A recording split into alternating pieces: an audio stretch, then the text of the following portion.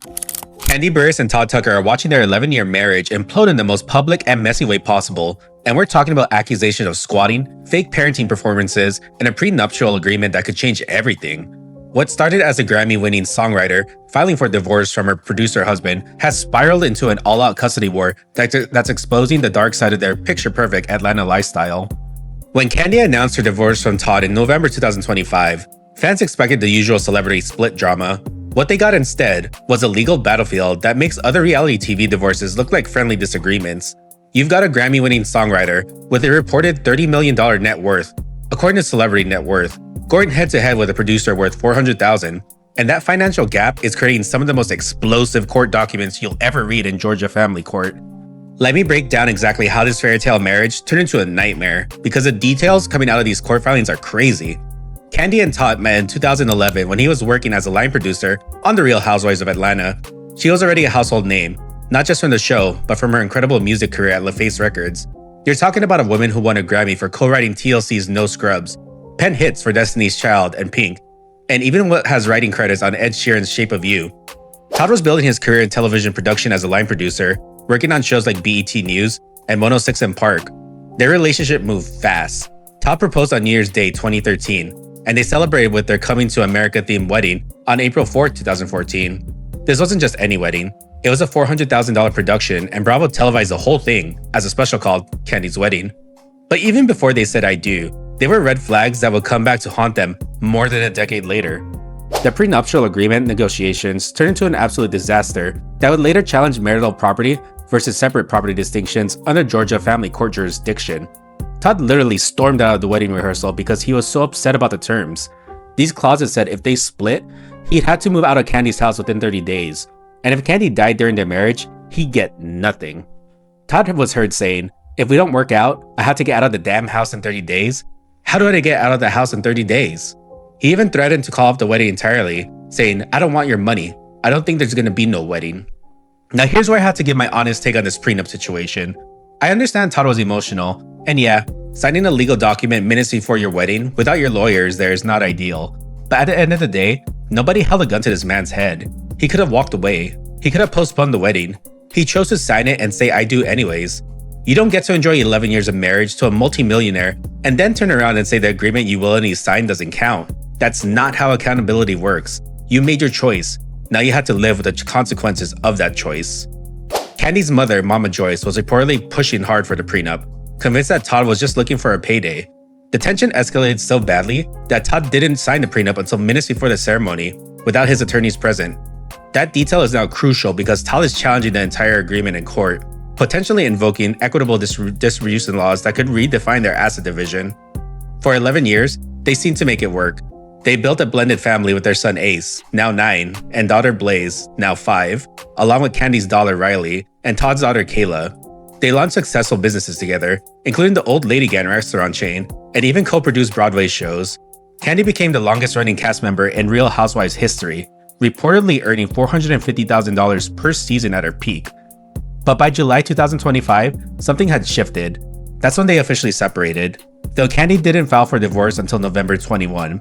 When she made the announcement, she said, "After deep thought and a lot of prayer, I made the decision to move forward with a divorce. This is a difficult and emotional time, but my focus remains on protecting my peace, being the best mother I can be, and co-parenting with love and respect."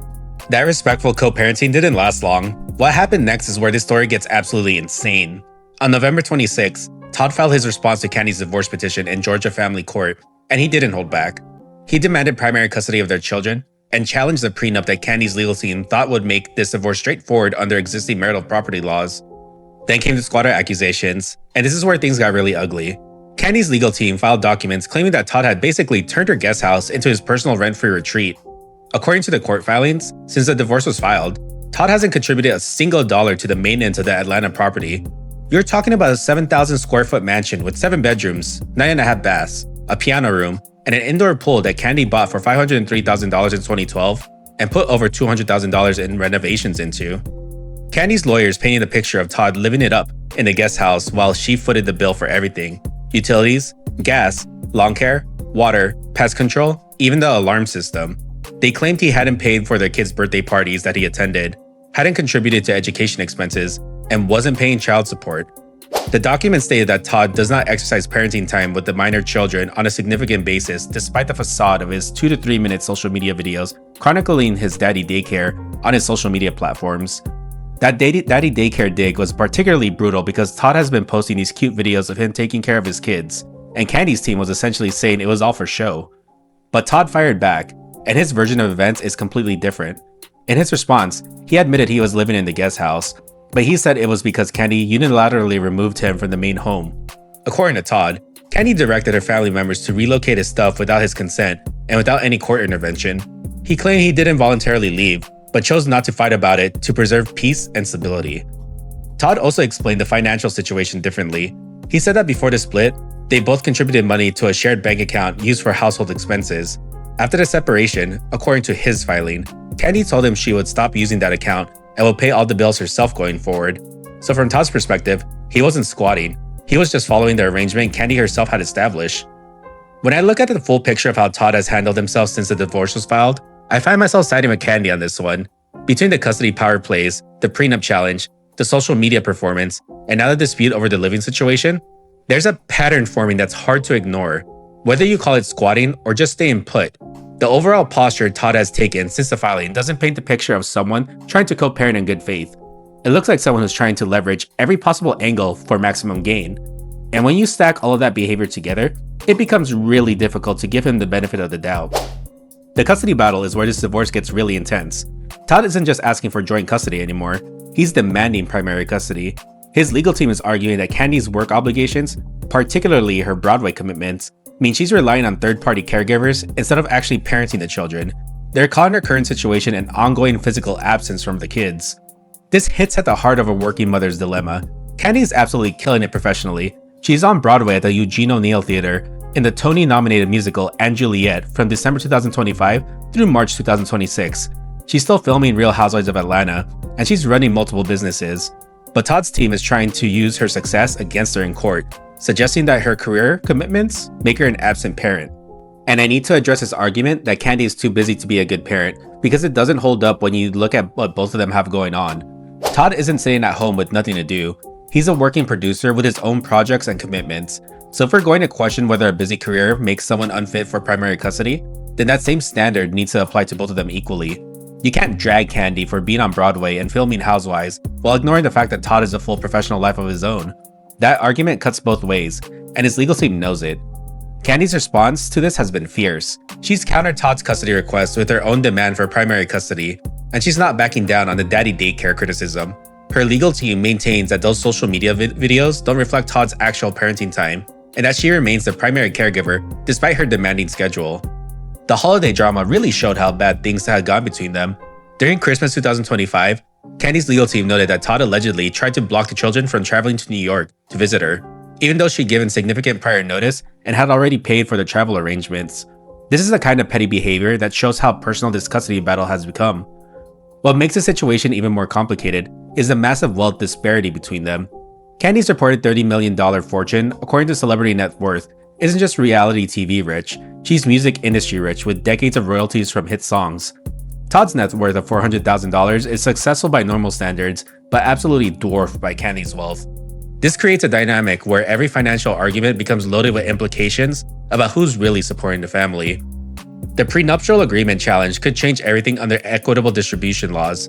If Todd successfully argues that he was pressured into signing it without proper legal representation, that $30 million fortune could become marital property subject to division. Todd's lawyers are arguing that the circumstances around the signing raise substantial questions about the contract's enforceability. If the prenup gets thrown out, Todd could seek an equitable distribution of marital assets and potentially alimony. For context, that prenup was always controversial.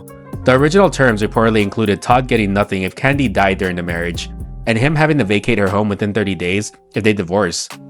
Those clauses seemed harsh at the time, and now they're at the center of this legal battle in Georgia family court. What's fascinating is that despite all this drama, both sides are still trying to maintain some level of respect. Todd's filing specifically called Kandi a loving and capable parent, and he said he hopes they can resolve matters in good faith. Even Kandi, in a recent Amazon Live session, admitted she still hopes they can eventually be friends, though she acknowledged they're in an awkward place right now. The irony here is that Todd actually supported Kandi's Broadway debut publicly, even sharing clips of her performance on Instagram and writing "Great job, Kandi." So there are still moments where their shared history and respect for each other shows through all the legal warfare. This case is exposing some really complex issues about modern marriage, especially when there are significant wealth disparities. Is Todd a gold digger who's finally showing his true colors? Or is he a man who contributed to building a family and deserves recognition for that contribution? Is Kandi a successful woman protecting her assets? Or is she using her wealth as a weapon in the divorce? I'm just gonna say it. Mama Joyce might have had a point all along. And I know that's a strong statement, but look at the timeline. Kandi is the one who filed for divorce. She made the decision. And what happened immediately after? Todd came out swinging with demands for primary custody, challenges to the prenup, and claims to assets that Kandi built long before he was in the picture. If everything was truly about love and partnership for 11 years, why does the behavior shift so dramatically the moment the marriage ends? That sudden pivot from supportive husband to aggressive litigator raises real questions about what the motivation was all along. The pattern speaks for itself. The custody battle raises equally complicated questions. Should a mother's professional success be used against her in determining custody? Todd's team is essentially arguing that because Kandi is too successful and too busy, she can't be the primary parent. That's a dangerous precedent that could affect any working mother going through a divorce. At the same time, Todd's daddy daycare videos do raise questions about performative parenting. If you're only documenting your parenting for social media, but not actually doing the day-to-day work of raising children, what does that say about your commitment to being a parent? Here's the thing about this whole daddy daycare debate. Both sides are telling completely different versions of reality right now. Kandi's team says the videos are fake. Todd's side says he's been a present father. So who's telling the truth? I think a deposition is going to be what finally pulls back the curtain on this. When both parties are under oath and have to answer specific questions about daily routines, school pickups, doctor's appointments, and who's actually doing the hands-on parenting work, that's when the real picture is going to come out. Until then, we're just watching a he said, she said play out on social media and in court filings. What happens next could set precedents that go way beyond just this divorce. If Todd successfully challenges the prenup under Georgia family court jurisdiction, it could make other high-earning individuals more cautious about marriage. If Kandi successfully argues that Todd is basically squatting and manipulating the situation, it could make it harder for lower-earning spouses to maintain stability during divorce proceedings. The financial details alone are staggering. You're talking about a woman who went from being part of a multi-platform group Xscape to becoming one of the highest-paid reality stars in history to having writing credits on some of the biggest pop hits of the last 25 years. Her LaFace Records legacy, including her work with Tamika Tiny Harris and producer Kevin Shakespeare Briggs on No Scrubs, created a foundation that made her one of the most successful reality TV crossover artists ever. Her success story is incredible, but it's also creating this massive power imbalance in the divorce. This isn't just celebrity gossip anymore. It's become a case study in what happens when love, money, fame, and legal strategy all collide. Both Kandi and Todd built something together for 11 years, but now they're fighting over who contributed what and who deserves what under equitable distribution principles. The children, Ace and Blaze, are caught in the middle of parents who are turning their private family drama into public legal warfare. As this custody battle continues into 2026, we're watching two people who once loved each other enough to fight through the prenup drama and family opposition now use every weapon they can find against each other in Georgia family court. The Todd Tucker, who once supported Kandi's Broadway dreams, is now arguing she's too busy for those same dreams to make her a good primary parent. The Kandi Burruss, who once defended Todd against critics, is now calling his parenting efforts fake and performative. Whatever the judge decides in this case, it's clear that the fairy tale ending that these two thought they were getting when they said "I do" in that expensive Atlanta wedding has turned into something neither of them could have imagined. The question now isn't whether they can save their marriage, it's whether they can find a way to co-parent their children without destroying each other in the process.